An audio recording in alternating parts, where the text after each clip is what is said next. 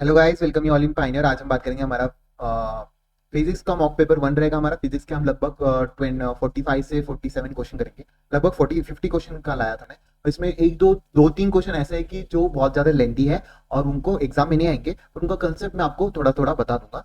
पर अगर आपको उसमें डाउट है, अगर वो क्वेश्चन में आपको जब मैं पीडीएफ प्रोवाइड करूंगा उसमें भी नहीं दिखेंगे आपको, और अगर आपको चाहिए ही चाहिए तो प्लीज मुझे कमेंट डाउन कर देना। मैं आपको पर्टिकुलरली आप मुझे व्हाट्सएप कर देना, आपको व्हाट्सएप के ऊपर आपको जरूर से भेज दूंगा, ठीक है। और उससे पहले जो भी बायोलॉजी में जो है लास्ट का जो मैं I think so mock paper जो दिया था वो थोड़ा स्लो हो गया था और थोड़ा सा लास्ट में नेटवर्क इशू आया था। तो मैं कहना चाहूंगा कि मैंने फुल नेटवर्क इशू में मेरा जो है फुल नेटवर्क होकर भी मेरा लैपटॉप थोड़ा स्लो चलता है। तो प्लीज थोड़ा सा कॉपरेट करना उस चीज में, क्योंकि इतना मेरे पास सोर्स नहीं कि मैं उसको अच्छा नया लैपटॉप लेकर आपको रिकॉर्डिंग करवा सकूं। तो उस चीज के लिए आप मेरे को वहां पर थोड़ा सा मेरा डाउन हो जाएगा। तो प्लीज उसके लिए आप इग्नोर कर दीजिए। मैंने तो आई थिंक सो उसको पूरा व्हाइट होने तक रिकॉर्ड किया है। थोड़ा ब्लर हो रहा था तो उसको पूरा क्लीन होने तक मैंने रिकॉर्ड किया है। तो आप उसको 1x और 2x की स्पीड में उस वीडियो को प्लीज यहाँ पे देख लेना। फिजिक्स का भी आपको सेम मैंने बताया कि आप 1x और 2x की स्पीड में देखना और बार बार देखना, ठीक है, ताकि इसकी प्रैक्टिस आपकी हो सके। ठीक है, तो शुरू करते हैं। फिजिक्स के लिए पहला क्वेश्चन है, the particle having the 2 kg mass and 1 kg are placing at the distance, इतना इतना डिस्टेंस आपको दे रखा है। Where should be the third particle of the 5 kg place at the centre of the mass particle system lies in origin. अगर आपका origin ऊपर है तो मतलब x C M and y C M कितना है आपका, 0 है, ठीक है, 0 है। और आपका जो है 5 kg का डिस्टेंस बताना है। तो पहले हम एक्स सी एम को 0 रखकर 0 is equal to 2 into x की डायरेक्शन में 2 एक का 1 है, प्लस 1 इंटू माइनस माइनस 4 है, प्लस 5 इंटू एक्स कहूंगा मैं, ठीक है, इस तरीके से मैं कहूंगा। फिर जब मैं इसको सॉल्व करूंगा तो आपका आसानी से आंसर आ जाएगा इस तरीके से, 5x is equal to minus 2 equal to 0। X is equal to आपका आ जाएगा 2/5, ठीक है। सेम चीज यहाँ पे देख लो, 2/5 एक ही ऑप्शन में दे रखा है, तो ये आपका आंसर हो जाएगा, माइनस नहीं आएगा प्लस आएगा। और YCM के लिए भी आपको सेम करना है। आपको समझ में आ गया? YCM के लिए भी आपको यहाँ पे क्या करना है, 2 इंटू माइनस 2 कर देना, प्लस प्लस यहाँ पे आ जाएगा 3, 1 इंटू 3 प्लस 5 इंटू वाई और इक्वल टू 0। तो ये 0 कर देना और तब जाके आपका y कितना आ जाएगा, 1/5 आ जाएगा। कितना आ जाएगा, 1/5 आ जाएगा। इस तरीके से आपको आंसर निकालना था। इसी की तरीके से आपका फर्स्ट का सॉल्यूशन यहाँ पे मैंने बता दिया। काफी इंपॉर्टेंट क्वेश्चन है ये, काफी इजी भी है। जो जो इजी है प्लीज इनको करके जाना, आपका कंसेप्ट कभी ना कभी आपको +4 मार्क्स देने के लिए तैयार रहेंगे वो लोग। फिर शुरू करते हैं नेक्स्ट क्वेश्चन के लिए। The equivalent capacitance of the circuit as shown between A and B point आपको दे रखा है। तो ठीक है, पहले इक्विवेलेंट कैपेसिटेंस निकालने के लिए पहले तो कितने पॉइंट दे रखे हैं उनको ऐसे सेपरेट कर लो, बी और सी। उनके बाद में इनके अंदर कितने कैपेसिटर लगे हैं वो चेक कर लो। कितना लगा है यहाँ पे, 1 माइक्रो एफ, ठीक है। और सी और बी में आपका 6 माइक्रो एफ, 6 माइक्रो एफ इस तरीके से देखने को मिल रहा है। 1 मिनट में इसको मिटा देता हूँ। कितना है, 6 माइक्रो एफ, कितना है, 6 माइक्रो एफ। और इसके बाद ए और सी में एक और आपका 2 माइक्रो एफ देखने को मिल रहा है, 2 माइक्रो एफ, ये देख लीजिए यहाँ पे है। उसके बाद ए और बी में एक और है आपका डायरेक्टली कनेक्टेड है, 3 माइक्रो एफ। तो कैसे करोगे, काफी आसान तरीका है इसका। पहले तो ये जो है आपके पैरेलल में इसको सीरीज में कन्वर्ट कर लो, तो इस तरीके से हो जाएगा ये 3 micro F is equal to 6 micro F equal to, इस तरीके से देखने को मिल जाएगा। नीचे आपका 3 माइक्रो। आपको पता है ना, पैरेलल में कैपेसिटेंस पैरेलल में ऐड होते हैं, C1 प्लस C2 होता है। और कैपेसिटेंस सीरीज में आपका क्या हो जाता है, 1/C1 प्लस 1/C2 इस तरीके से हो जाता है। अब ये दोनों सीरीज में है, तो इसको आप जब करोगे सॉल्व, इस तरीके से बी आ जाएगा, यहाँ पे ए आ जाएगा। जब आप इसको सॉल्व करोगे तो आपको आसानी से जो है ए और बी के बीच में इस तरीके से देखने को मिलेगा। ये आपका देखने को मिलेगा 2 माइक्रो एफ अपॉन में नीचे आ जाएगा 3 माइक्रो एफ, 3 माइक्रो एफ, और ये बी आ जाएगा, ठीक है। इन दोनों को ऐड कर लेना, आपका कितना आ जाएगा, 5 माइक्रो एफ आपका जो है फेराडे सी नेट आपको देखने को मिलेगा। इसी तरीके से फर्स्ट आंसर एकदम करेक्ट है। इसी के साथ आपका जो है फर्स्ट का जो सेकंड का जो है सॉल्यूशन मैंने यहाँ पे बता दिया। अगर आपको सही ये solution as it is solution अगर स्लाइड चाहिए तो प्लीज बता देना, मैं इसको सेव कर लूंगा। तो मुझे नहीं लगता आपको ये लेनी चाहिए, थोड़ा गंदी हैंडराइटिंग है यार। तो आप इसको सॉल्यूशन में ही देख लेना, ठीक है। In a series LCR circuit of the resistance R कितना दे रखा है आपको, 10 माइक्रो, एंड द इंपेडेंस आपको दे रखा है 20 ओम। फेज डिफरेंस बताना है। फेज डिफरेंस कैसे बताते हो आप, cos फाई से, cos फाई से फेज डिफरेंस बताते हो z upon R, R upon Z, sorry sorry sorry sorry sorry गलती हो गई। क्या हो जाता है, आर अपॉन जेड हो जाता है। आर अपॉन जेड मतलब 10/20, 10/20 मतलब 1/2, 1/2 मतलब 5 equal to 60 degree, cos 60 degree आपका 1/2 होता है। तो इसी के साथ आपका थर्ड का भी आंसर यहाँ पे आ गया, कितना आ गया 60 डिग्री। ठीक है, नेक्स्ट बात करते हैं फोर्थ वाले क्वेश्चन में। यहाँ पे क्या दे रखा है, मास of the Bob of the simple pendulum of the L at the Bob of the left horizontal at the speed of the Bob at the tension and the thread of the lowest position of the Bob will be respectively. Okay, तो यहाँ पे conservation of the बता देना आपको क्या क्या बताना है, यहाँ पे टेंशन भी बतानी है और स्पीड भी बतानी है। तो ठीक है, टेंशन और स्पीड में पूरा अच्छे से क्वेश्चन नहीं पढ़ रहा हूँ, आपको इसको पढ़ना है। ठीक है, मैं इसलिए फास्ट करवा रहा हूँ क्योंकि आपको दिक्कत ना आए, आपका कम टाइम में आपका ज्यादा से ज्यादा फिजिक्स के क्वेश्चन हो जाए। और आपकी लगभग मैं अभी 4 मॉक पेपर अगर मैंने बायोलॉजी के डाल रखे हैं, तो इसकी जगह पे मैं अभी और भी 4 मॉक पेपर फिजिक्स के भी डालूंगा और केमिस्ट्री के भी डालूंगा। ठीक है, तो धीरे धीरे वैसे तो मैं डालने वाला नहीं था जब तक मेरे 500 सब्सक्राइबर नहीं हो जाते, पर चलिए क्या कर सकते हैं, आपने तो सब्सक्राइबर बढ़ाए नहीं है, तो थोड़े से बढ़ा दो यार, थोड़े ही बचे, 500 कर दीजिए। ठीक है, इसमें क्या करना है, मैकेनिकल एनर्जी लगानी है। यहाँ पे वेलोसिटी आपकी 0 होगी। ठीक है, और हाइट कितनी दे रखी, mgh। यहाँ पे क्या आ जाएगा, यहाँ पे हाफ एम वी स्क्वायर कुछ वेलोसिटीज के अंदर आ जाएगी, प्लस आपका जो है पोटेंशियल एनर्जी 0 हो जाएगी। तो इसको इक्वल कर लो, M G H equal to half M V square. ठीक है, ये आपकी कंजर्वेशन ऑफ मैकेनिकल एनर्जी कर दी, एम से एम कट गया तो वी आपका कितना आ जाएगा, √2gh। अब देखिए ये जो है आपका लोअर बॉब है। ठीक है, इसके ऊपर लग रखा है बॉब, मतलब आपका कुछ बॉल की तरह। ठीक है, यहाँ पे टेंशन दे रखा है, इस तरफ आपकी वेलोसिटी जा रही है लोवेस्ट पॉइंट की, ये वाली पॉइंट को मैंने यहाँ पे दिखा रहा हूँ। ठीक है, और नीचे लग रहा होगा कुछ mg, तो यहाँ पे आपको इस तरीके से आ जाएगा T minus M G equal to आपका V कितना आ जाएगा, ये V होता है centripetal force, M V square by R होता है। ये कैसा होता है, M V square by R होता है। तो जब आप इसको सॉल्व करोगे तो आपका M V square by R plus M G आ जाएगा, और v स्क्वायर की जगह पे आपको ये वाली वैल्यू डालनी है, तब जाके आपका 3 mg आंसर आएगा। कितना आएगा, 3 mg आंसर यहाँ पे आते हुए देखने को मिलेगा। फर्स्ट आंसर एकदम करेक्ट है। ठीक है, इसी के साथ आप आई होप आपको समझ में आ रहा होगा। हमने 4 क्वेश्चन कर लिए, लगभग हमें 8 मिनट लग गए होंगे, 8 से 9 मिनट, मतलब 2-2 मिनट लग रहे हैं एक क्वेश्चन को करने के लिए। तो आई होप सो आप इसको पूरा देखेंगे। इस पी पॉइंट के ऊपर आपको बताना है circuit find the potential at the point P. कैसे निकालोगे, इसको बस बड़ा मान लो, पी को आपका बड़ा पोटेंशियल मान लो, पी माइनस 20 अपॉन आपका 20 ओम, सबकी आई इक्वल कर देना हमको, पी माइनस 10 अपॉन 20 ओम इक्वल प्लस, सॉरी यहाँ पे इक्वल नहीं, plus plus plus, P minus 5 upon 10 ओम और प्लस पी माइनस 0 अपॉन 10 ओम। 0 क्यों, यहाँ पे अर्थिंग कर रखी, इक्वल टू 0 कर दो। यहाँ पे सबके डिनोमिनेटर 20 कर दो, -2 upon P minus 20 plus P minus 10 plus P minus 2p minus 10 plus 2p equal to 0। 2p और 2p माइनस 10 कैसे आ गया, मैंने दोनों को इंटू 2 कर दिया ताकि डिनोमिनेटर सेम हो जाए और ये सारी 20 जाके 0 हो जाए। ठीक है, यहाँ पे देख लो कितने p आ रहे, 2p plus 2p 4p 5p 6p आ गए, और ये कितना आ गया, -40 आ गया इक्वल टू 0। तो p कितना आ गया आपका 40/6 आ गया, 40/6 मतलब आपका 20/3 आंसर आ गया। इस तरीके से आ गया, सेकंड ऑप्शन एकदम करेक्ट है। इसी तरीके से आपका जो है फिफ्थ का आंसर भी मैंने यहाँ पे बता दिया।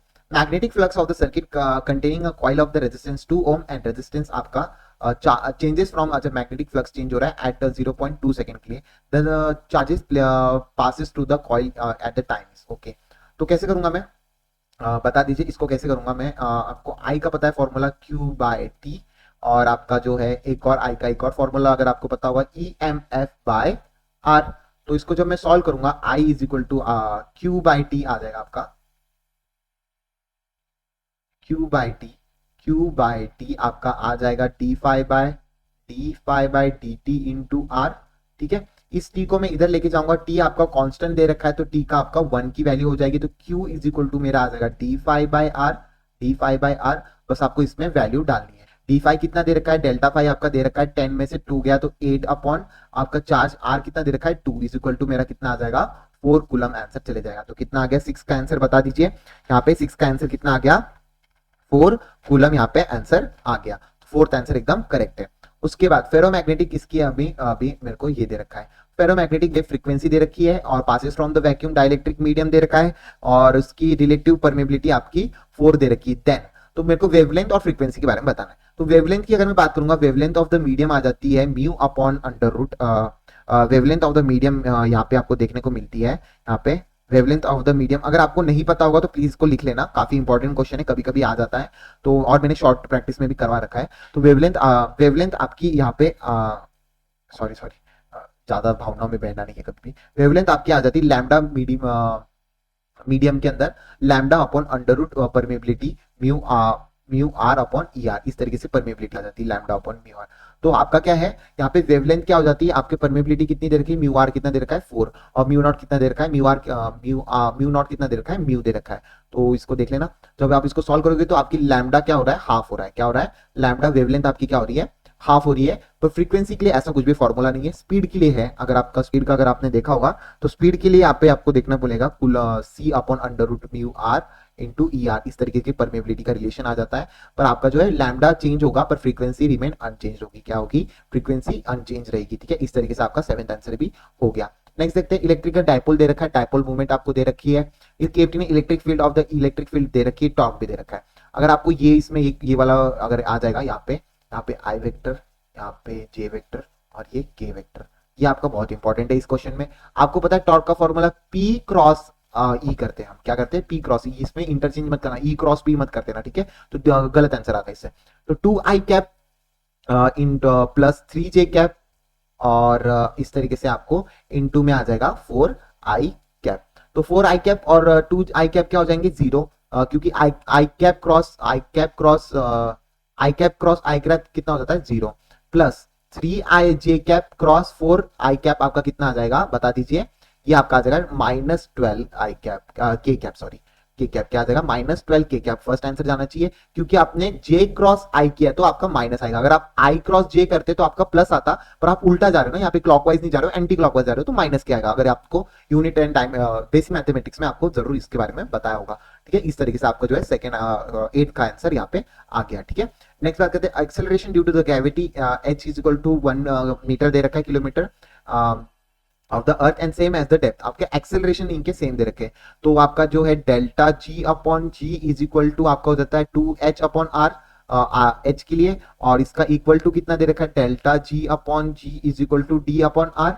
तो आपका d कितना आ गया, d is equal to 2 times of h आ गया। कितना आ गया, 2 टाइम्स ऑफ h। h की जगह पे 1 की वैल्यू डाल दो तो d आपका 2 किलोमीटर आंसर यहाँ पे आते हुए देखने को मिलेगा। ये आपका सॉल्यूशन था क्वेश्चन नंबर 9 के लिए। अभी हम क्वेश्चन नंबर 10 को देखते हैं अच्छी तरीके से। क्वेश्चन नंबर 10 को, एक मिनट लाइन नहीं खींचता मैं पहले, क्वेश्चन नंबर 10 को हम अच्छे से देख लेते हैं पहले।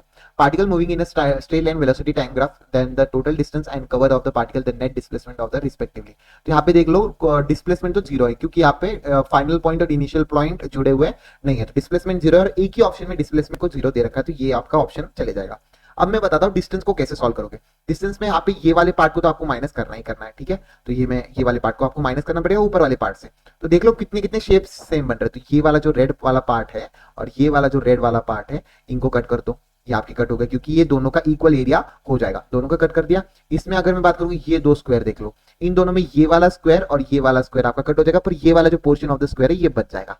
तो आपको क्या करना है, इस वाले ट्रायंगल को और ये वाले स्क्वायर में से माइनस करना है। तो हाफ कितना करोगे, यहाँ पे कितना सॉल्व करोगे, यहाँ पे बता दीजिए। हाफ एम कितना दे रखा है आपको, नहीं बेस कितना है आपका 2 इंटू 10 ट्राइंगल के लिए। ठीक है, half into base into height, और आपका एरिया कितना आ जाएगा यहाँ पे 2 इंटू, यहाँ पे बच कितना जाएगा 5 बच जाएगा ना, तो यहाँ पे 2 इंटू 5 आ जाएगा। जब आप इसको सॉल्व करोगे तो आपको 60 मीटर आपका डिस्टेंस एकदम करेक्ट आते हुए देखने को मिलेगा। ठीक है, नेक्स्ट क्वेश्चन देखते हैं। एक मिनट गाइस, मैं लाइट ऑन कर ले रहा हूँ।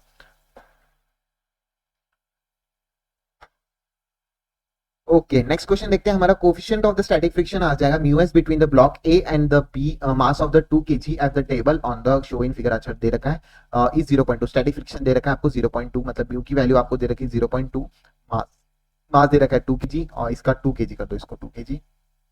ठीक है, और बी का मास पूछ रहा है। अच्छा, मैक्सिमम मास कितना हो बी का, ताकि ये फ्रीक्वेंसी कैसे हो जाए, मैक्सिमम कितना हो जाए कि ये स्टेबल रहे, फ्रिक्शन इसको स्टेबल कर रखे। तो पहले यहाँ पे आपको निकालना है, यहाँ पे इसका स्टैटिक फ्रिक्शन कैसे निकालोगे। फ्रिक्शन फोर्स कितना आ जाएगा इसका 0.2 इंटू 20, इस तरीके से आपका स्टैटिक फ्रिक्शन आ जाएगा 0.2 इंटू 20। तो स्टैटिक फ्रिक्शन आपका आ जाएगा, कितना आ जाएगा बता दीजिए। यहाँ पे 4 आ जाएगा। कितना आ जाएगा 4, यहाँ पे आंसर आ जाएगा। तो यहाँ पे कितना स्टैटिक फ्रिक्शन लग रहा है आपका 4 न्यूटन का, 4 न्यूटन का, और यहाँ पे कितना, यहाँ पे कुछ बी और जी मार्क्स लग रहा होगा, मास ऑफ बी इंटू जी लग रहा होगा। तो ये इक्वल हो जाने चाहिए। तो इक्वल होने के लिए यहाँ पे 4 फ्रिक्शन का आपको डायरेक्टली इक्वल कर दो, मास ऑफ बी इंटू जी। जी क्या करेगा, नीचे चले जाएगा, तो 4 डिवाइडेड बाय 10 आ जाएगा मास ऑफ द बी, क्योंकि आपको जी 10 लेने के लिए बोला है। ठीक है, तो मास ऑफ द बी कितना आएगा 0.4 kg। तो ये फोर्थ आंसर एकदम करेक्ट है। इसी तरीके से आपको सॉल्व करना है भाई। एग्जाम में भी ऐसी क्वेश्चन को वहां पे रफ बुक में मत जाइए, बार बार क्वेश्चन देखने में दिक्कत आती थी, इसी को गंदा कर दीजिए, यहाँ पे पर अच्छे से लिखना है, ठीक है। जैसे मैंने इस तरीके से लिखा है, ये भी मैंने गंदा ही किया वैसे, पर थोड़ा अगर इस तरीके से लिखोगे तो आपको आसानी से आ जाएगा। अब देखिए ये अरेंजमेंट आपको, अरे भाई इसका शॉर्ट टर्म मैंने आपको बता दिया है, इसका शॉर्टकट कैसे बता दिया मैंने, एक्सेलरेशन को आपको अगर इस तरीके से पुली सिस्टम आ जाएगा तो m1 माइनस m2 अपॉन में m1 plus m2 into G, कितना आ जाएगा इंटू जी, और टेंशन कितना आ जाएगा आपका 2m1 m2 अपॉन में m1 प्लस m2 इंटू जी, इस तरीके से आ जाएगा। बस आपको m1 m2, आप बोलोगे यार यहाँ पे तो 3 मास है, भाई इसको पूरा एक सिस्टम मान ले ना, पूरा एक सिस्टम इसको मान ले और आराम से इसको निकाले। कैसे निकालेगा बता देता हूँ मैं। यहाँ पे 4g और यहाँ पे कितना आ जाएगा 5g, तो 4 इसको मैं मान लेता हूँ 5 kg minus 4 kg, 5 plus 4 9 into G, कितना आ जाएगा ये g बाय 9 आपका एक्सेलरेशन आ जाएगा, g बाय 9 एक्सेलरेशन सब में दे रखा है, तो g बाय 9 आप तो आपका एक्सेलरेशन आ गया, कितना आ गया g बाय 9 आपका एक्सेलरेशन आ गया। टेंशन में भी सेम चीज करोगे, टेंशन में भी आपको सिर्फ ये दो मास के लिए आपको टेंशन पूछ रखा है, तो जब आप इसको अच्छे से सॉल्व करोगे तो ये आपका आंसर एकदम करेक्ट यहाँ पे जाते हुए देखने को मिलेगा, ठीक है। फर्स्ट ऑप्शन 27 बाय क्या दे रखा है 24/9, ये आपका ऑप्शन जाते हुए देखने को मिलेगा।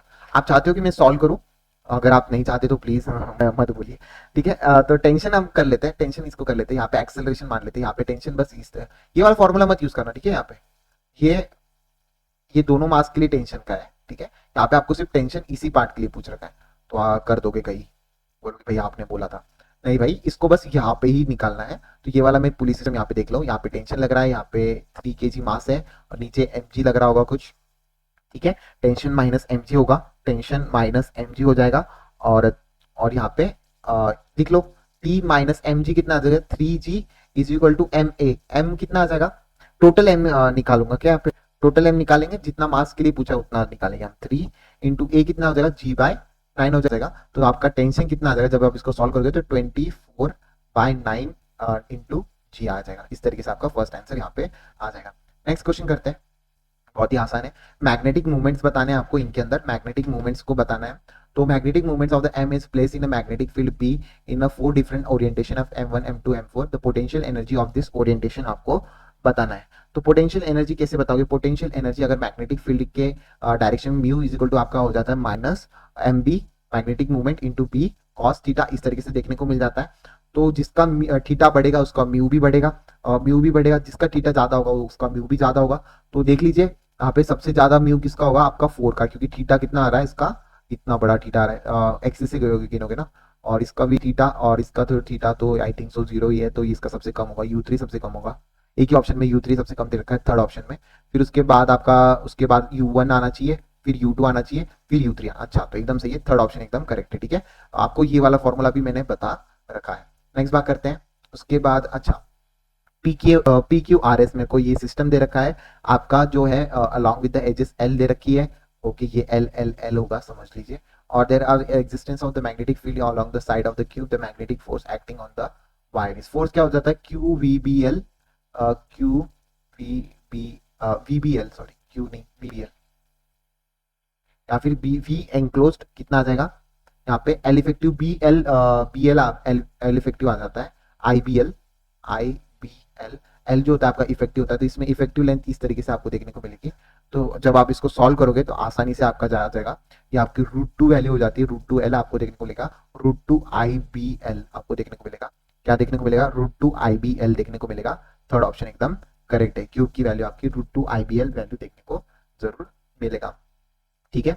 नेक्स्ट देखते हैं, बस आपको एल इफेक्टिव डालना था इसमें, नेक्स्ट इसमें आपको क्वेश्चन में, ठीक है। नेक्स्ट बात करते हैं, इलेक्ट्रॉन ऑफ मास आपको दे रखा है, मास का इलेक्ट्रॉन का मास दे रखा है आपको, और under the action of the magnetic field of the circle 2 centimetre radius speed is equal to metre and the proton of the mass 1.8 into 10 की power -27 kg was moved in a circular of the same radius of the same magnetic movement, then the speed will be, speed कितनी होगी, बता सकते हो आप speed कितनी होगी आपकी, अगर आपको अच्छी तरीके से पता होगा तो बता दीजिए। अगर रेडियस का आपको इसमें अगर रेडियस का अगर मैंने आपको बता same radius in the magnetic field then the speed will be, radius आपका सेम दे रखा है, मोशन आपके प्रोटॉन वगैरह सब दे रखा है। रेडियस की अगर मैंने बता दिया होगा तो M V by Q B आ जाता है, ये मैंने फॉर्मूला डायरेक्ट लिखवा है आपको, M V by Q B आ जाता है।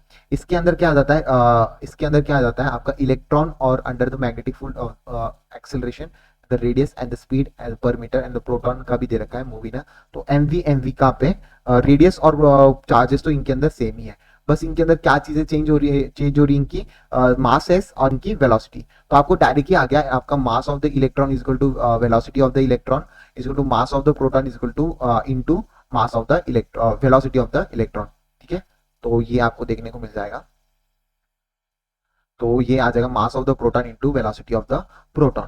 तो मास ऑफ द इलेक्ट्रॉन कितना आ जाता है 0.9 इंटू 10⁻⁻30 आपका मास ऑफ द प्रोटॉन होता है। अगर आपको याद नहीं होगा इलेक्ट्रॉन तो ये याद कर लेना प्लीज। और उसके बाद वेलोसिटी ऑफ द इलेक्ट्रॉन दे रखी है आपको 3 into 10⁻6 is equal to mass of the proton आपको निकालना है। और मास ऑफ द प्रोटॉन आपको दे रखा है, sorry sorry sorry, mass of the proton आपको दे रखा है, कितना दे रखा है 1.8 इंटू 10⁻27 और वेलोसिटी ऑफ द इलेक्ट्रॉन कितनी है वो हमें निकालनी है। तो जब आप इसको सॉल्व करोगे तो देख लेना ये 9 वन जा ये 9 टू जा जाएगा, 3/2 कितना हो जाएगा 1.5 समथिंग आ जाएगा, 1.5 3 10⁻3 ये आपका थर्ड ऑप्शन एकदम करेक्ट जाते हुए देखने को मिल रहा है। ये वाला फॉर्मूला मैंने बकायदा आपको अच्छे तरीके से लिखवा दिया है, R is equal to 2 mv/qb और टाइम पीरियड का भी मैंने इसके अंदर लिखवा दिया है।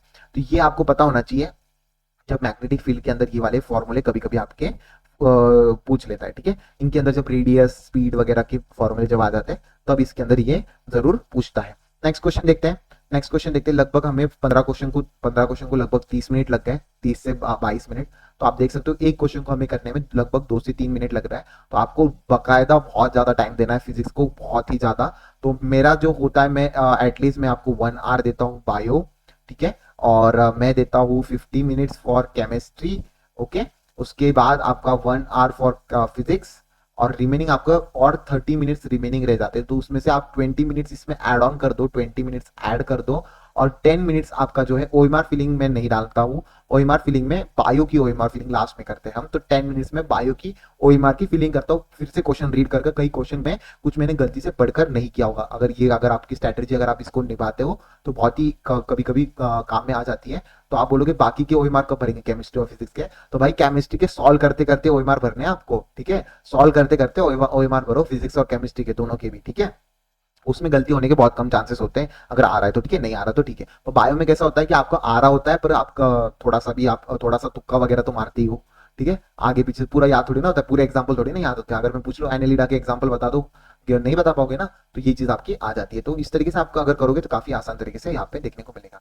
ठीक है, तो शुरू करते हैं। 16th क्वेश्चन आपको देखना है, the hydrogen atom when the electron jump from n is equal to 2 n is equal to 1 then the wavelength of the radiation of the emit is n naught then transition of the element helium atom the wavelength of the radiation emit will be equal to lambda naught. Okay, तो आपका अगर lambda के अंदर terms में अगर आपने देखा होगा तो 1/लैम्डा आपका आ जाता है RZ² is equal to 1/n1 का स्क्वायर माइनस 1/n2 का स्क्वायर। सॉरी, n2 n1 मैंने गलत लिख दिया, फाइनल माइनस इनिशियल होना चाहिए, यहाँ पे 2 यहाँ पे होना चाहिए और यहाँ पे 1 होना चाहिए। ठीक है, 1 होना चाहिए। ठीक है, इस तरीके से देखने को मिल जाएगा। तो इसको इक्वल कर दो क्योंकि यहाँ पे the wavelength of the radiation emit to be found in इसका लैम्डा नॉट दे रखा है। Okay, of the hydrogen atom then the transition of element of the helium atom अगर हमने पूछ लिया तो उसका wavelength of the equal to the, अच्छा दोनों की वेवलेंथ तो सेम है, तो यहाँ पे दोनों का वेवलेंथ सेम है, बस आपको नंबर बताना है कितना करोगे। तो RZ² अपॉन में 1/n2 का स्क्वायर अपॉन 1/n1 का स्क्वायर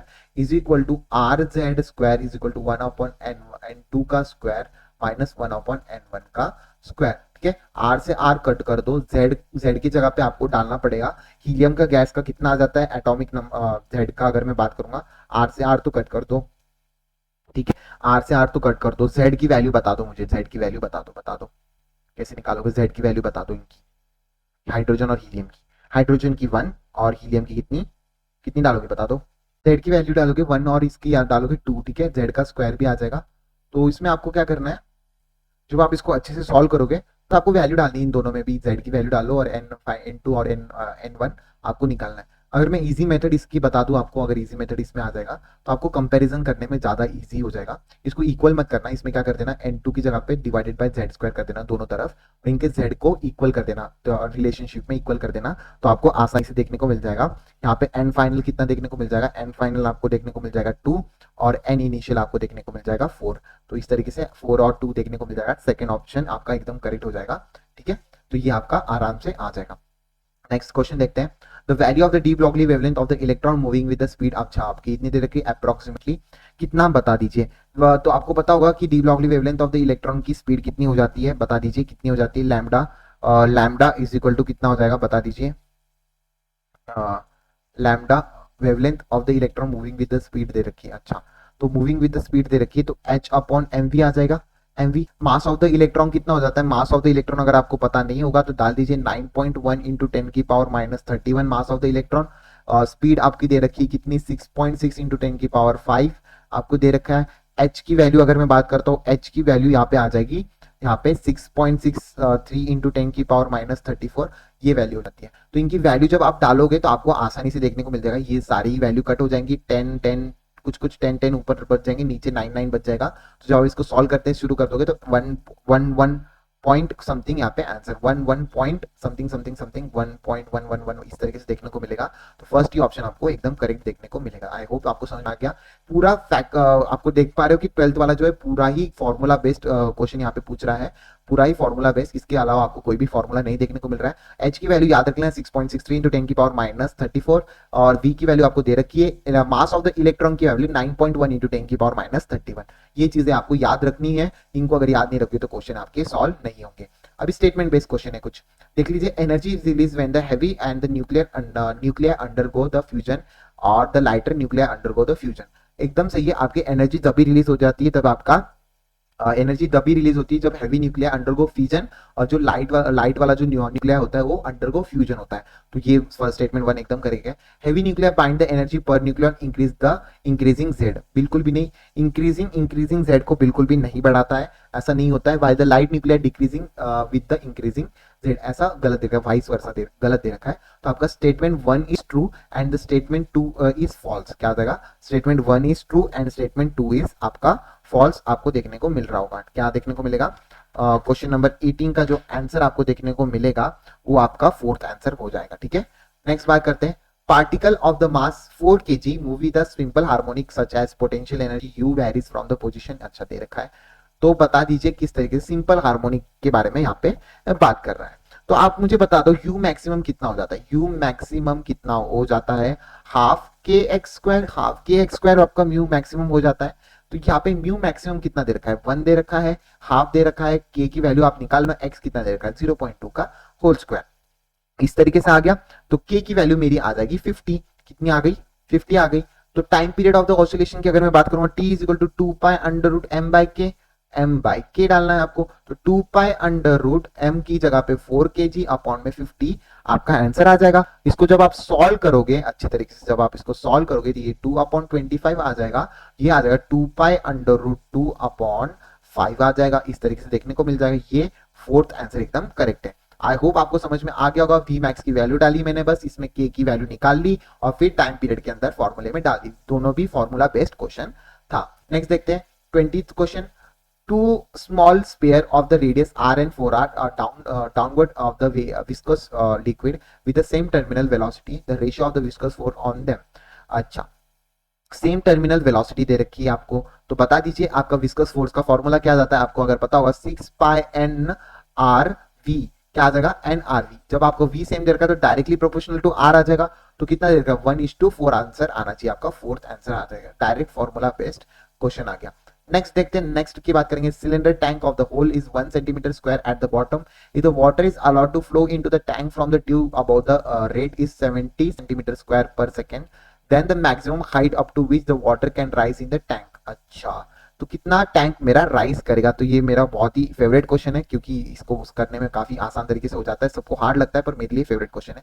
तो ये आपका सिलेंडर टैंक है, इसके अंदर आपने 1 सेंटीमीटर का होल कर दिया, इसमें जा रहा है आपका 2gh के फ्लो से आपकी वेलोसिटी आपकी जा रही है। ठीक है, उसके बाद वेलोसिटी आपको दे रखी है 70 दे रखी है, और तो h कितना मैक्सिमम h कितना आ जाएगा बता दीजिए। काफी आसान तरीके से आ जाएगा।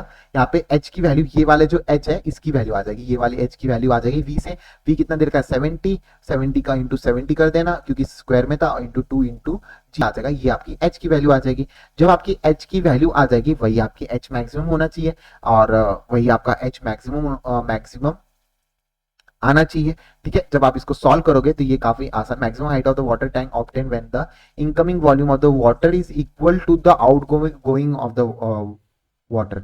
तो ये आपका मैक्सिमम तभी हो जाएगा जब यहाँ पे होल है तो इतना ही तो पानी भरेगा यार, बाकी तो इसके बाहर जा रहा होगा ना 1 सेंटीमीटर होल से। तो एच कितना आ जाएगा बता दीजिए। जब आप इसको सॉल्व करोगे तो जी की जगह पे 9.8 डाल देना, ठीक है, जी की जगह पे आपको 9.8 डालना है। और जब आप इसको सॉल्व करोगे 9.8 की जगह पे आपको इसको सॉल्व करना है और एच आ जाएगा आपका 2.5 सेंटीमीटर यहाँ पे आते हुए देखने को मिलेगा, ठीक है। 2.5 सेंटीमीटर यहाँ पे आते हुए देखने को मिलेगा, लगभग आ जाता है, क्योंकि 2.5 नहीं आता, मतलब यहाँ पे जो है इसकी जब मैं इसको सॉल्व करता हूँ जी के वैल्यू से तो इसका 3.5 समथिंग आ जाता है। 3.5 समथिंग आपकी एच की वैल्यू आती थी, पर यहाँ पे 1 सेंटीमीटर का होल दे रखा था, तो 3.5 -1 करना पड़ा है मेरे को, तब जाके आपकी ये वाली वैल्यू आ जाती है, ठीक है। उसके बाद देखते हैं नेक्स्ट वाला जो है, इन नेक्स्ट वाला question. The curve of angle incident viscous various angle of the deviation show has been plotted in the prism. The show of the respective refractive index of the prism. यहाँ पे आपको refractive index यहाँ पे बतानी है। तो refractive index का formula आपका हो जाता है mu is equal to sine आपका इन ब्रैकेट में A plus minimum deviation minimum upon में 2 आ जाएगा, डिवाइडेड में आपका आ जाएगा साइन ए बाय 2 आ जाएगा, A/2। यहाँ पे आपको मिनिमम की अगर वैल्यू पता होगी तो यहाँ पे 2i प्लस 2i माइनस ए हो जाती है, तो आपका डेविएशन मिनिमम देखना पड़ेगा। डेविएशन मिनिमम कहाँ पे आपका 60 डिग्री पे है, कितना डिग्री पे है 60 डिग्री पे, तो 60 और इंसिडेंट कितना है आपका, इंसिडेंट लाइट आप मान लीजिए यहाँ पे इंसिडेंट कितनी दे रखी है, ये भी आपकी 60 दे रखी है। 60 मिनिमम डेविएशन पे इंसिडेंट कितनी दे रखी है 60 दे रखी है, 60 डिग्री 2 इंटू 60 माइनस ए आ जाएगा, तो ए की वैल्यू यहाँ पे आ जाएगी 1/2, यहाँ पे ए की वैल्यू यहाँ पे आते हुए देखने को मिल रही है। आई होप सो आपको समझ में आ गया होगा, ठीक है। 1/2 नहीं भाई, गलत हो गया गलत हो गया, सॉरी, भावना में बह जाता हूँ मैं हर बार।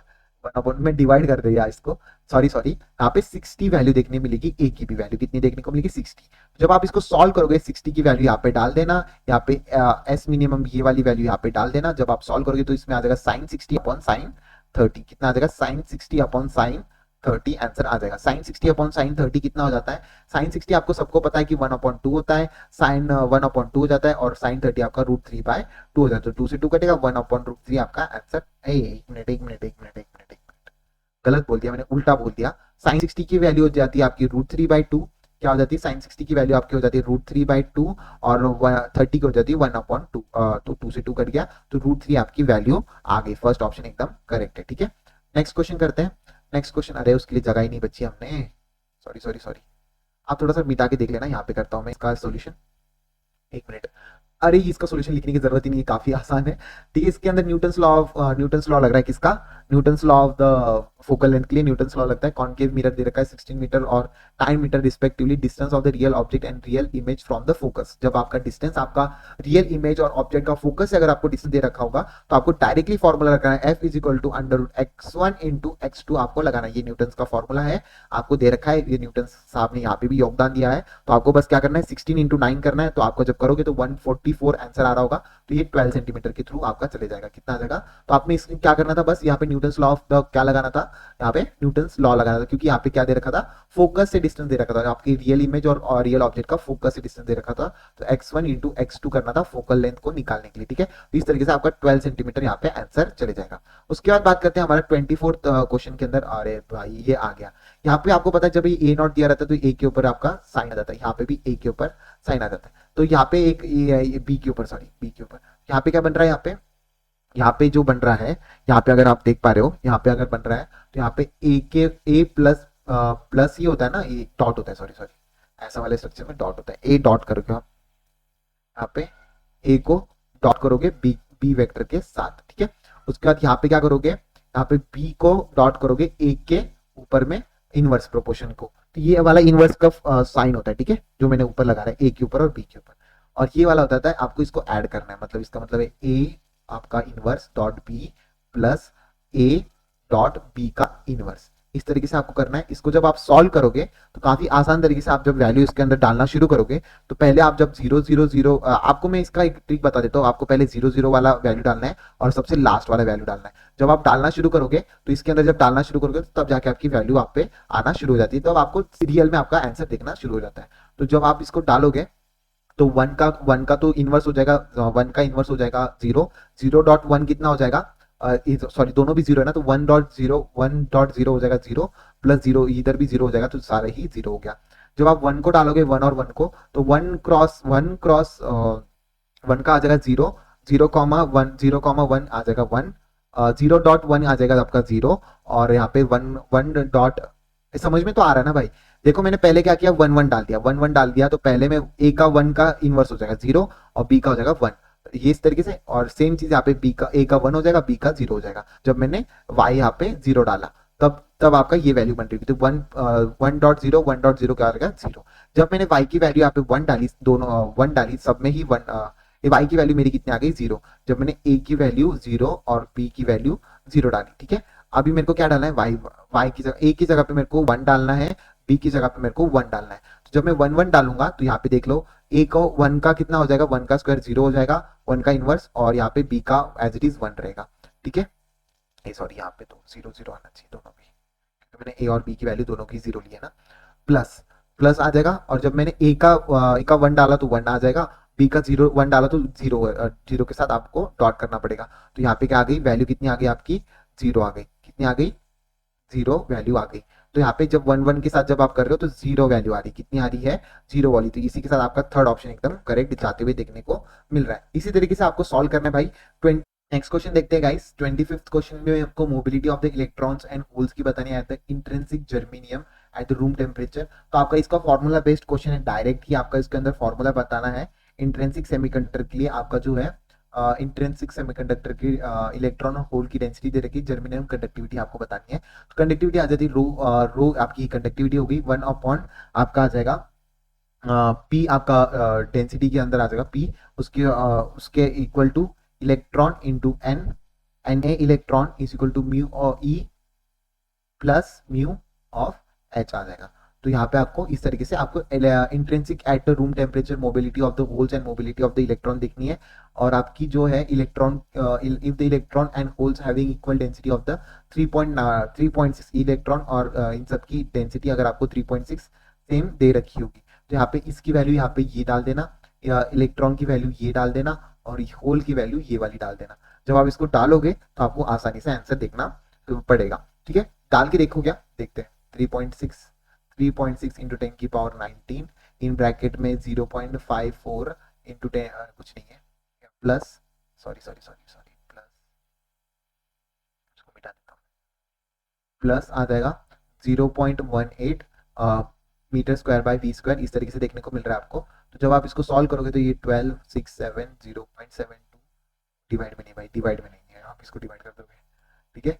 इसको इंटू करना है आपको 3.6 से, लगभग देख लीजिए, अगर मैं इसको 4 मान लेता हूँ, 4 2 सा 8, 4 7 सा 28 और 2, मतलब 2 पॉइंट कितना आ जाएगा, मतलब अगर मैं 4 मान के कर रहा हूँ तो 2.88 इस तरीके से आ जाएगा। इससे कम आना चाहिए आपका, 2.88 से कम आना चाहिए। तो कौन सा आंसर देखने को मिल रहा है, बता दीजिए। 25th का कौन सा आंसर देखने को मिल जा रहा है आपका, 2.88। आई थिंक सो कुछ तो गड़बड़ कर दिया हमने, कुछ तो भूल गया। अरे एन इलेक्ट्रॉन रह गया ना, ये तो मोबिलिटी ये दोनों की इक्वल एन, तो इलेक्ट्रॉन रह गया ना। यहाँ पे एक और चीज इंटू कर देना, यहाँ पे एक और चीज आपको इंटू करनी पड़ेगी। 1.6 इंटू 10 की पावर माइनस 19 इलेक्ट्रॉन की वैल्यू, 1.6 इंटू 10 की पावर माइनस 19 वो भी डाल दीजिए आप यहाँ पे। तो यहाँ पे इंटू 1.6 भी करना पड़ेगा, मैंने तो अप्रोक्सीमेटली कर दिया था, 1 मिनट में फिर से कर देता हूँ यहाँ पे। तो आपका क्या आ रहा है, 1.6 आ रहा है, इंटू 3.6 भी आ रहा है, और यहाँ पे आ रहा है 0.7 कितना आ रहा था, 0.72 इस तरीके से आ रहा था। तो अगर आप इसको सॉल्व करोगे 3.6 और 1.6 को अगर आप अप्रोक्सीमेटली अगर सॉल्व करोगे, तो ये आपका कितना आएगा, 3 1 3 और 3 के ऊपर 4 के ऊपर ही आएगा ना, नहीं 3 1 3 और 6 6 36 होता है ना, तो 3 ऊपर आ जाएगा, तो 7 समथिंग आएगा। तो ये जब आप इसको इंटू करोगे तो 7 पॉइंट समथिंग आ जाएगा, 7 पॉइंट समथिंग।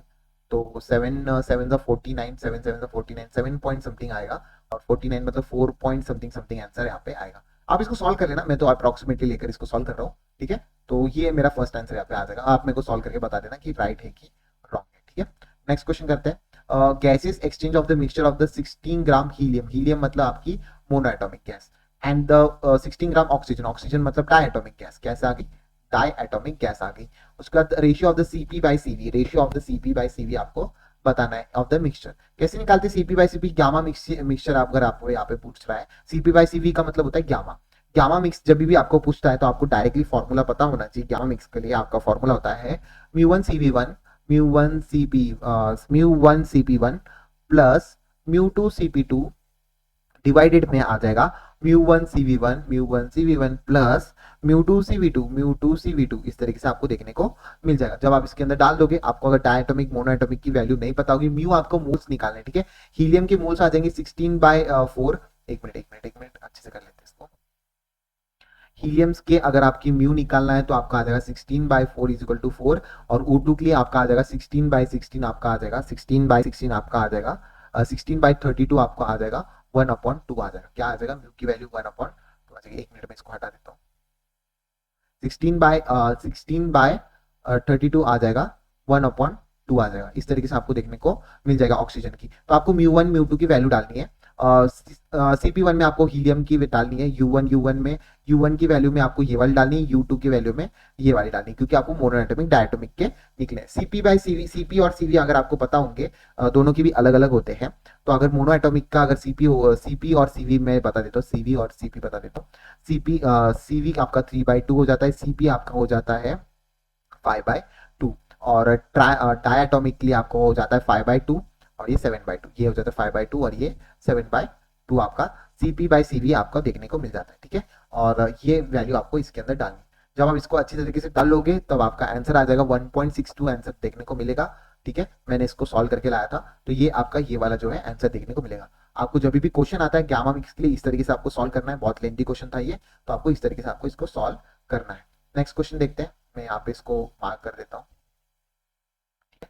ये वाला क्वेश्चन 27 का ये वाला यहाँ पे निकाल देता हूँ। 27 के लिए आपको दे रखा है बॉडी टेम्परेचर 7 मिनट के अंदर 60 to 40 मिनट जाता है, and the takes cool from the 40 to 28 minute, surrounding temperature is 10, assuming the Newton's law of cooling holds good. अरे भाई यहाँ पे न्यूटन्स लॉ पूछ लिया भाई। न्यूटन्स लॉ का फॉर्मूला बता दो। यहाँ पे आपको फॉर्मूला बता देता हूँ मैं। Theta one minus theta two divided by T is equal to K theta one plus theta two in minus theta naught, जो सराउंडिंग का टेम्परेचर होता है। एक मिनट यहाँ पे मिटा देता हूँ, काफी कंफ्यूजिंग हो जाएगा। अगर आपको फॉर्मूले याद नहीं आ रहे होंगे तो प्लीज याद कर लेना, ठीक है। थीटा1 माइनस थीटा2 इज इक्वल टू थीटा1 प्लस थीटा2 डिवाइडेड बाय आपका 2 माइनस थीटा नॉट। इस तरीके से आपको देखने को मिल जाएगा 27 का।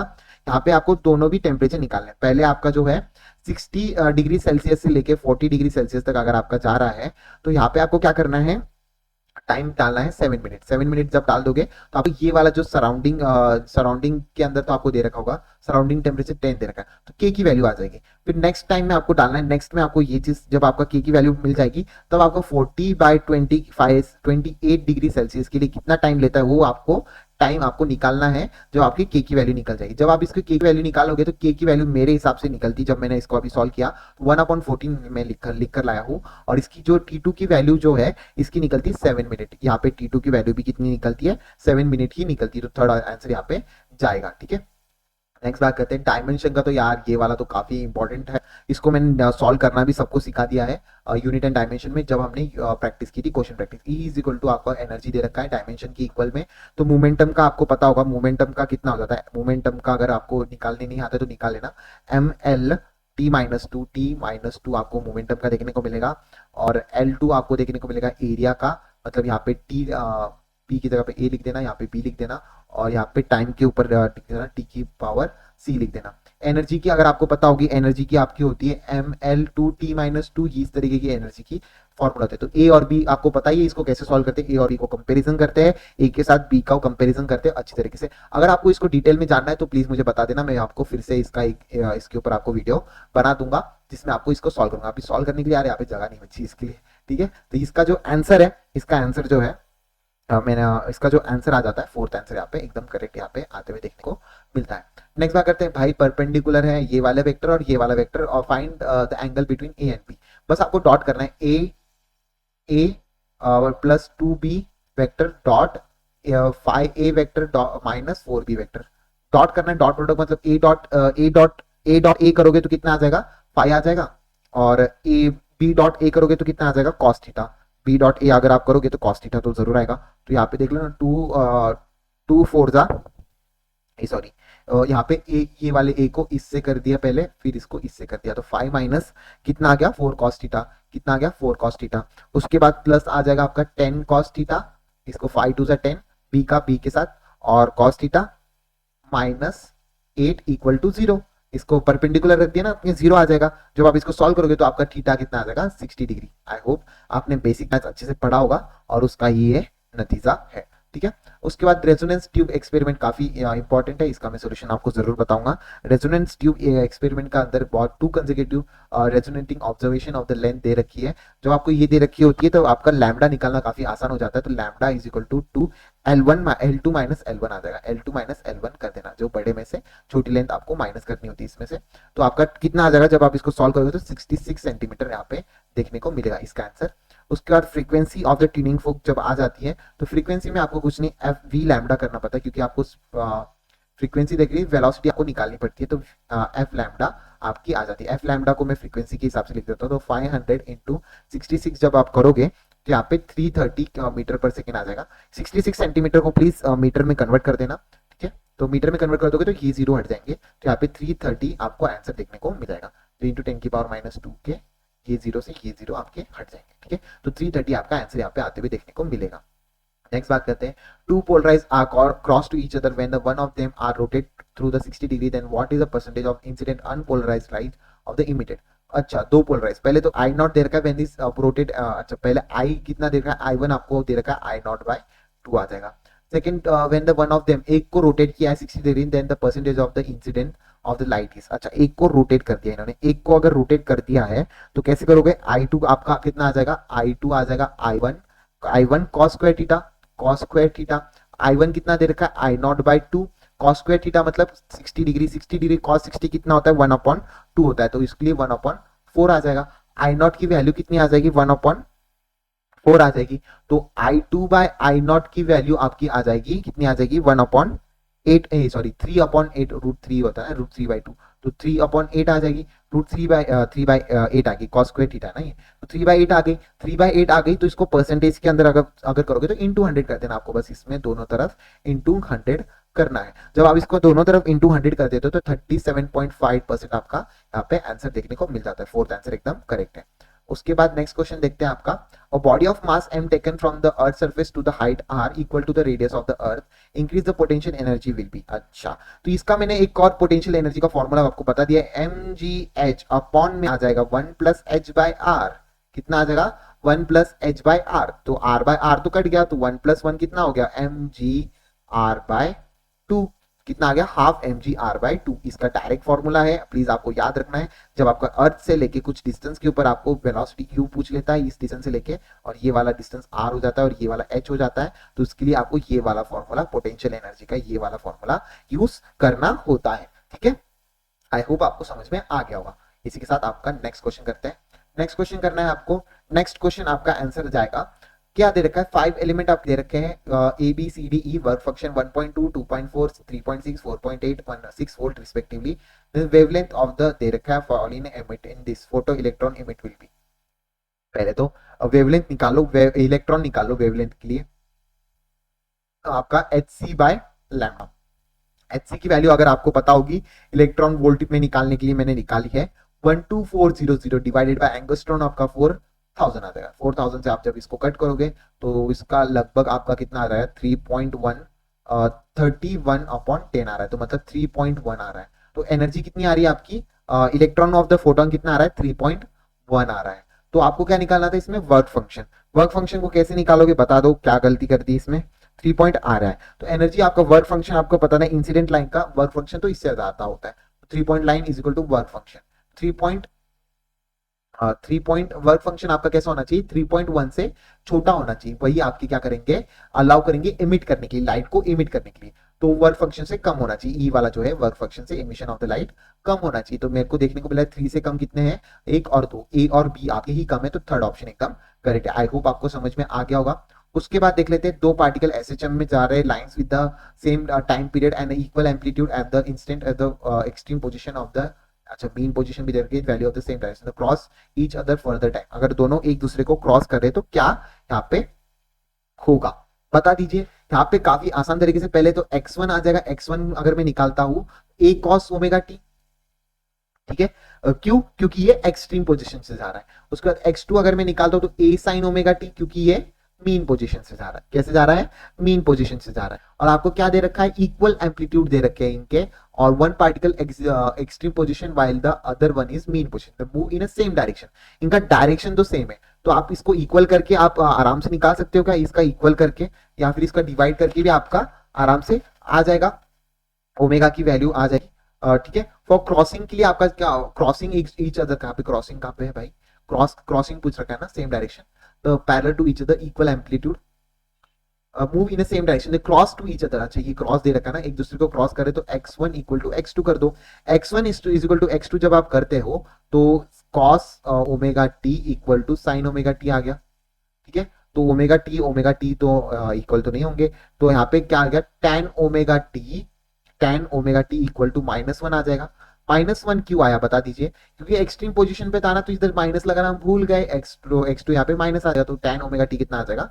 -1 आ जाएगा। -1 की अगर मैं वैल्यू निकाल लेता हूँ रेडियन में, तो 3π/4 आ जाएगी tan की वैल्यू, ओमेगा टी 3π/4 आ जाएगी। tan 3π/4 किसके लिए होता है? 3π/4 अगर आप इसको करोगे, 3π/4 अगर आप इसको करोगे तो इसका लगभग 45 आंसर, 45 नहीं, सॉरी 45 नहीं, 75 डिग्री के लिए आ जाता है। 45 के लिए 1 होता है ना, -1 दे रखा है, तो 75 के लिए -1 होता है, तो 75 डिग्री आ जाता है ये। तो omega T is equal to 3π/4 आ गया। आपको पता है ओमेगा की वैल्यू 2π/t, 2π/t आपका हो जाता है, क्योंकि आपको टाइम पीरियड निकालना है, सॉरी टी निकालना है in the terms of the time period. तो काफी आसान है, 2π/t इन ब्रैकेट में into T is equal to 3π/4। Pi से पाई कटेगा, आपका स्मॉल टी की वैल्यू कितनी आ जाएगी? स्मॉल टी की वैल्यू आ जाएगी t/8, आंसर यहाँ पे आ जाएगा। कितना आ जाएगा?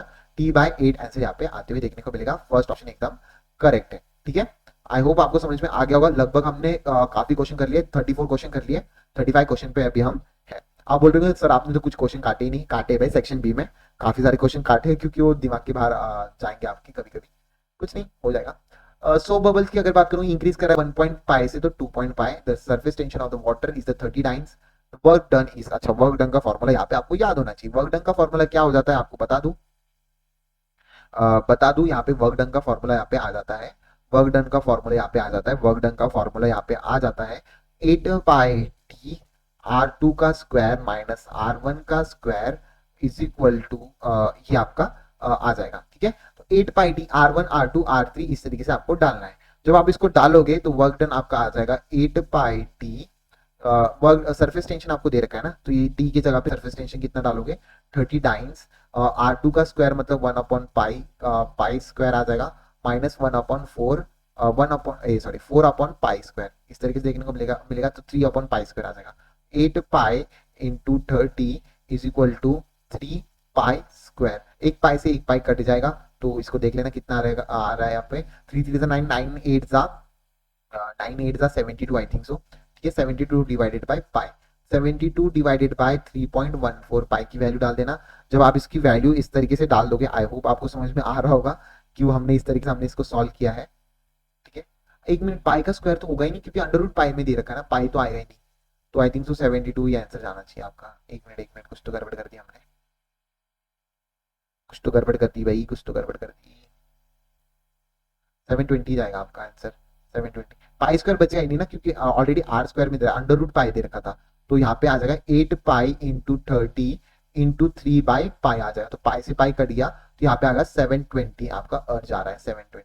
नेक्स्ट क्वेश्चन देखते हैं guys. A nuclear reactor of the deliver a power of 10 की power 9 volt, how much amount of fuel consume by the reactor in 1 hour. तो कितना कंज्यूम आपका न्यूक्लियर रिएक्टर कंज्यूम करेगा इन 1 आवर में। तो पावर आ जाती है, power is equal to E/T, और ई की जगह पे क्या लिख सकता हूँ? mc² बाई टी, ठीक है। तो लिख लो, क्या देखना है, क्या निकालना है? पावर दे रखा है, अमाउंट मतलब मास आपको पूछ रखा है, तो पावर दे रखा है 10 की पावर 9 इन 1 आवर, मतलब 1 आवर की वैल्यू डाल देना, 60 इंटू 60 मिनट में डाल देना, डिवाइड बाय c² मतलब 3 इंटू 10 की पावर 8 इंटू 3 इंटू 10 की पावर 8, तो मास यहाँ पे आ जाएगा। ये आपको पावर का फॉर्मूला पता होना चाहिए था, और ई की जगह पे आपको ये वाली वैल्यू डालते आनी चाहिए थी। बस बाकी यहाँ पे 3 से 2 कटेगा, यहाँ पे 3 से 2 कटेगा, 0 से 0 कर देना, 2 2 4 आ जाएगा, 0.04 आपका आंसर यहाँ पे करेक्ट जाएगा, ठीक है। काफी आसान क्वेश्चन था ये। नेक्स्ट क्वेश्चन देखते हैं, this having thread tightly bounded to the bring the pull the upward of the thread. Okay, F लग रहा है, तो ये इस तरीके का अगर एफ ऊपर लग रहा है तो नीचे इसको एम जी अपोज कर रहा होगा। ठीक है, तो एफ माइनस एम जी, और टोटल इसका बॉब का मास कितना है, एम जी। ठीक है, तो एफ इज इक्वल टू कितना आ जाएगा, 2 M G. F is equal to कितना आ जाएगा, 2 एम जी। 2 एम जी अगर आपका एफ आ गया, moving upward is the acceleration, angular acceleration पूछ रखा है, को अल्फा पूछ रखा है। ठीक है, तो आपका जो है एफ और आर, ये जो है एफ और ये आर होगा ना, तो एफ और आर आपका आई अल्फा के इक्वल आ जाएगा। अगर आपको पता होगा ये वाला फॉर्मूला रोटेशन मोशन में, एफ और R equal to I alpha आ जाएगा। ठीक है, आई कितना आ जाएगा सर्कुलर रूप में, M R square by two, M R square by two. Alpha की जगह पे अल्फा आपको पूछ रखा है, फोर्स की जगह पे 2 एम जी डाल देना, 2 एम जी, और यहाँ पे आर डाल देना। ये आर से आर कटेगा, ये एम से एम कटेगा, तो ये कितना आ जाएगा, 4 G by R, 4 G by R आ रहा है, आर तो बच रहा है यहाँ पे यार, यहाँ पे क्या गलती कर दी हमने, एफ क्रॉस आर आ गया, एम आर स्क्वायर बाय 2 भी आ गया, 4 जी तो आंसर आना चाहिए, पर एक आर तो बच रहा है मेरा। क्या गड़बड़ हो गई, बता दो, कुछ तो गड़बड़ कर दी हमने।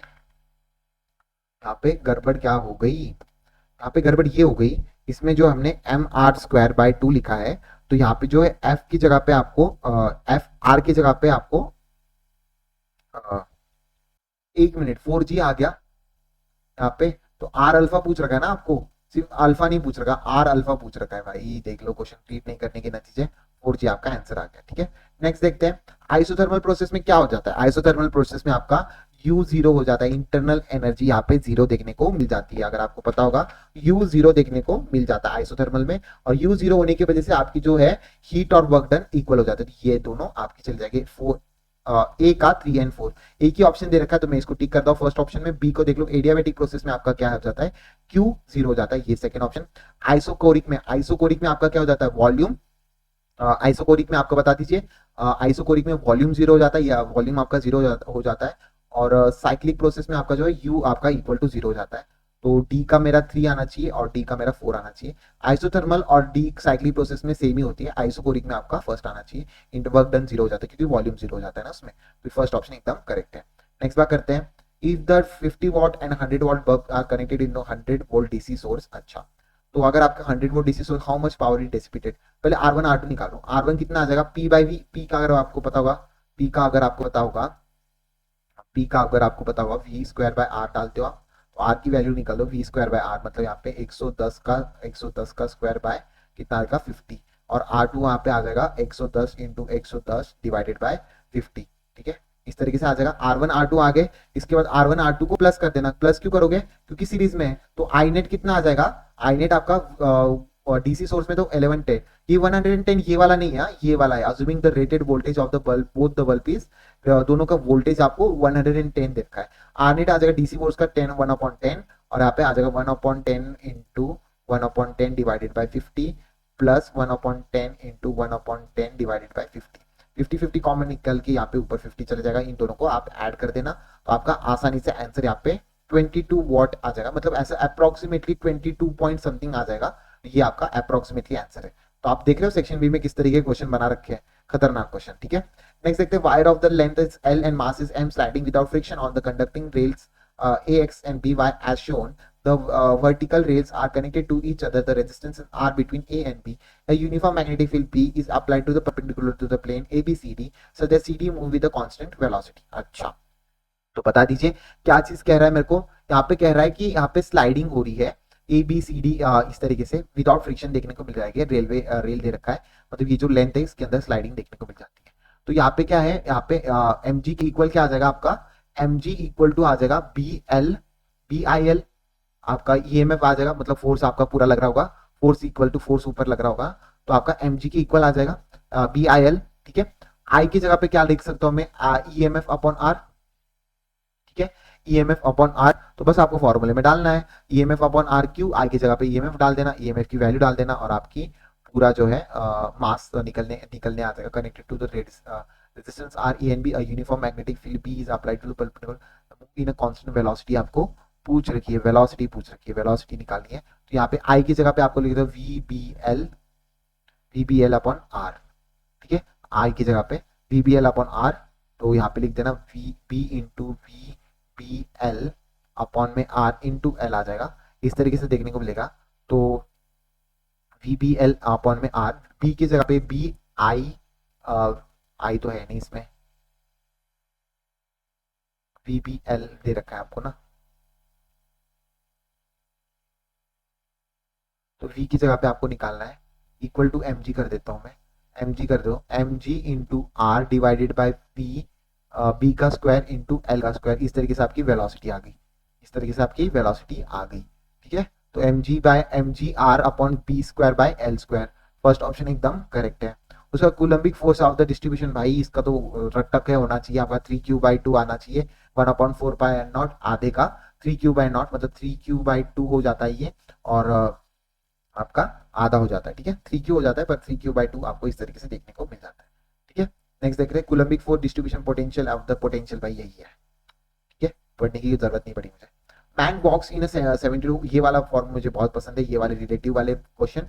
मैन वॉक कर रहा है रेन में 72 सेंटीमीटर स्क्वायर से टूवर्ड्स द ईस्ट। ठीक है, observe the rain falling vertically, अच्छा वर्टिकली इसके ऊपर रेन फॉल कर रहा है। ठीक है, when he stops rain appears to be striking at the 75, अब ये स्टॉप हो गया।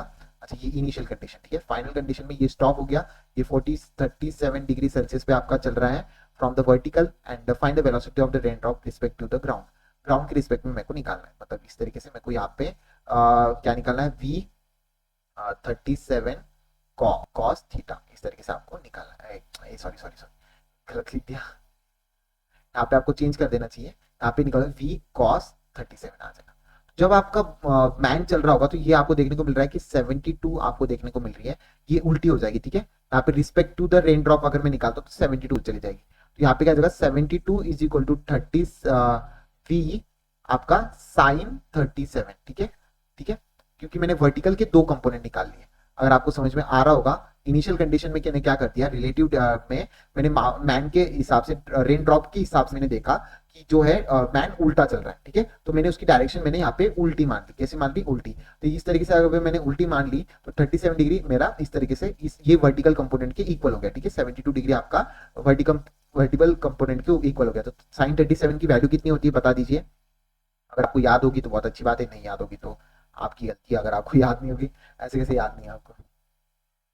साइन 37 की वैल्यू बता दीजिए, 3/5 होती है ना, तो यहाँ पे 72 इंटू 3 5/3 कर देना, 3 से इसको डिवाइड कर दोगे आसानी से, तो v आपका आसानी से 120 सेंटीमीटर पर सेकंड आ जाएगा, वेलोसिटी ऑफ द मैन आ जाएगा, velocity of the rain drop with respect to ground आपको देखने को मिल जाएगी। बहुत ही आसान होते हैं, इसके और दो क्वेश्चन देखने को मिल जाएंगे, तब मैं आपको फिर से इसका सोल्यूशन अच्छे से बता दूंगा। ठीक है, नेक्स्ट क्वेश्चन देखते हैं। नेक्स्ट क्वेश्चन में compound microscope consist of the lens, ये आपको जो ब्लर ब्लर दिख रहा है ना, मैंने क्वेश्चन मिटा दिया है जो आपको ना दिखे, क्योंकि ये क्वेश्चन बहुत ही ज्यादा लेंथी है, उनको आपको क्वेश्चन के कंसेप्ट आ सकते हैं, कंसेप्ट और ना आए, आपकी किस्मत बुरी होगी तो आ जाएंगे। ठीक है, तो वो वाले क्वेश्चन मैं आपको बाद में बता दूंगा। Compound microscope consist of the objective lens of the focal length 2 centimetre of the I piece of the focal length. अच्छा, तो यहाँ पे फोकल लेंथ दे रखी है, क्या दे रखा है, ऑब्जेक्टिव की consist of the focal length और and the I piece of the focal length, focal length of eyepiece की दे रखी है 6.25 फोकल लेंथ आपकी आई पीस की, और आपका म्यू ई भी दे रखा होगा, म्यू ई 25 सेंटीमीटर हो जाता है, क्योंकि शॉर्ट डिस्टेंस आपका ये रहता है। ऑब्जेक्टिव की दे रखी है, फोकल लेंथ ऑफ ऑब्जेक्टिव दे रखा है आपका 2 सेंटीमीटर, और म्यू ऑफ द ऑब्जेक्टिव पूछ रहा होगा, objective should be object in a place, अच्छा म्यू ऑफ द ऑब्जेक्ट आपको पूछ रहा है। ठीक है, तो आपको कुछ नहीं, पहले आई के लिए फॉर्मूला लगाओ, 1/FE is equal to 1/FE is equal to 1/V minus 1/U, 1/V minus 1/VE minus 1/VE UE। ठीक है, तो इससे आपका क्या आ जाएगा, VE की वैल्यू आ जाएगी, क्या आ जाएगी यहाँ पे, VE की वैल्यू आ जाएगी। ठीक है, तो VE की वैल्यू जब आपकी आ जाएगी यहाँ, तो फिर आपको म्यू ई की वैल्यू तो आ ही गई है, VE की वैल्यू निकालो यहाँ से। VE ऑब्जेक्ट लेंस दे रखा है ना, focal length and separated by the distance, अच्छा separated by the distance 25 centimetre. Okay, focal length दे रखी है, फोकल लेंथ 2 दे रखी है, इसकी 2 दे रखी है, और डिस्टिंक्ट ऑफ डिस्टिंक्ट रीजन दे रखा है म्यू नॉट, तो इससे आपका जो है VE की वैल्यू आ जाएगी। जब आपकी VE की वैल्यू आपकी लगभग आपको कितनी दे रखी है, 5.5 सेंटीमीटर दे रखी होगी, फिर आपको ट्यूब लेंथ दे रखी है, डिस्टेंस कितना सेपरेट कर रहा है इनका वो दे रखा है, तो कैसे निकालोगे, म्यू नॉट ऑब्जेक्टिव की म्यू वी आ जाएगी इज इक्वल टू आपका L माइनस VE देखने को मिलेगा, L कितना आ जाएगा 15 माइनस -5 सेंटीमीटर। तो कितना आ गया ये -5 सेंटीमीटर, कितना आ गया ये, एक मिनट कुछ गलत तो नहीं कर रहा हूँ मैं, -5 सेंटीमीटर नहीं, इसमें इसमें ऑब्जेक्ट में इसमें वैल्यू मत डालना, ठीक है। माइनस कितना आ जाएगा, 10 सेंटीमीटर आ जाएगा। इसमें वी में विदाउट ये डालना है आपको, इसमें फॉर्मूला नहीं डालना है, ठीक है, ठीक है। तो 44 का इस तरीके से आपको देखने को मिल जाएगा 5 10 सेंटीमीटर। इसकी वैल्यू इसके फोकल लेंथ में डाल दो तो म्यू नॉट निकल आ जाएगा। तो 1/f0 is equal to 1/v0 minus 1/u0। तो 1/f0 की वैल्यू कितनी हो जाती है, 1/f0 की वैल्यू कितनी हो जाती है 10, नहीं 1/f0 की वैल्यू कितनी दे रखी है आपको, एक मिनट में लेट मी चेक, 2 दे रखी है। तो 2 कर दो इसको, इक्वल टू 1/10 आ जाएगा, माइनस 1/म्यू नॉट आ जाएगा। तो म्यू नॉट की वैल्यू यहाँ से आप निकाल लोगे। काफी लेंदी लेंदी क्वेश्चन है, आई नो, इतने लेंदी क्वेश्चन आने नहीं चाहिए, आपकी किस्मत खराब होगी तो आ जाएगा। और आपकी प्रैक्टिस इस तरीके से अगर आप हर दिन प्रैक्टिस करते रहे ना तो आपके फॉर्मूले आसानी से लगना शुरू हो जाएंगे, और इस तरीके से आप सॉल्व करना भी शुरू कर दोगे। 2.5 सेंटीमीटर लगभग आपकी आ जाएगी ऑब्जेक्ट की डिस्टेंस, यहाँ पे इतना प्लेस आपको करना चाहिए। नेक्स्ट बात करते हैं नेक्स्ट क्वेश्चन की। Cyclic process 1 mole of the ideal gas is show in figure B से T diagram, work done by the A B B C C A respectively. अच्छा, तो इन दोनों में आपका दे रखा है, तो कैसे करोगे, यहाँ पे तो इंटरनल वर्क डन आपको दे रखा है। ए बी में अगर मैं बात करता हूँ, यहाँ पे वॉल्यूम क्या है, कांस्टेंट है, तो यहाँ पे वर्क डन कितना आ जाएगा 0, तो पहला तो 0 लिख दो। बीसी की अगर मैं बात करता हूँ, यहाँ पे टेम्परेचर कांस्टेंट है। टेम्परेचर जब आपका कांस्टेंट होता है, जब आपका टेम्परेचर आपका जब कांस्टेंट होता है, तो आप किस तरीके से लिखते हो इसको, टेम्परेचर कांस्टेंट में आपका V2/V1, तो V2/V1 एक ही फॉर्मूले में दे रखा है। उसके बाद टेम्परेचर कांस्टेंट में T-T1 - T2, और यहाँ पे क्या है, एसी में आपका क्या दे रखा है, एसी में आपका क्या दे रखा है, प्रेशर कांस्टेंट दे रखा है। तो प्रेशर कांस्टेंट में V2/V1 आपको देखने को मिल रहा होगा। थर्ड ऑप्शन एकदम करेक्ट है, बहुत ही आसान है, फॉर्मूला बेस्ड क्वेश्चन था, ठीक है। लास्ट के 2 क्वेश्चन बचे भाई, बहुत ही आसान है, इनको देख लेते हैं। थोड़ा सा ब्लर हो रहा होगा, अभी नहीं होगा, थोड़ा सा ही हो रहा है, बस आपको थोड़ी सी स्पीड बढ़ाकर आपको देख लेना है।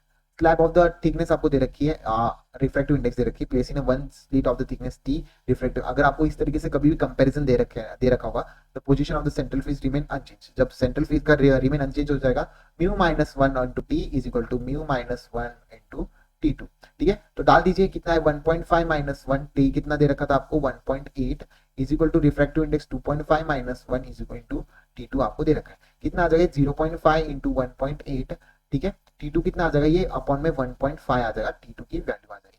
जब आप इसको सॉल्व करोगे तो ये 3 से कटेगा, ये आपका 6 से कटेगा, तो T2 की वैल्यू कितनी आ रही है 0.6 आपको आसानी से देखने को मिलेगा, 0.6 आपको आसानी से वैल्यू देखने को मिलेगी।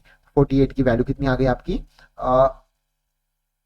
एकदम सही है, ठीक है। जो है फिजिक्स का मॉक पेपर 1, मॉक टेस्ट 1 जो है पूरा कंप्लीट होकर रखा है, पूरा कंप्लीट कर दिया है, ठीक है। थोड़े बहुत क्वेश्चन जो है मैं नहीं करवाया है, तो उसके पीछे रीजन है भाई कि वो बहुत ज्यादा लेंथी है, पहले ही इसमें बहुत ज्यादा लेंथी क्वेश्चन थे तो नहीं करवा पाया, उसके लिए सॉरी। पर ये आपका अच्छा पेपर था, इससे सेक्शन बी को आप थोड़ा सा इग्नोर कर सकते हो, पर सेक्शन 1 को मत करना, ठीक है। Thank you so much, see you in next video, thank you so much guys.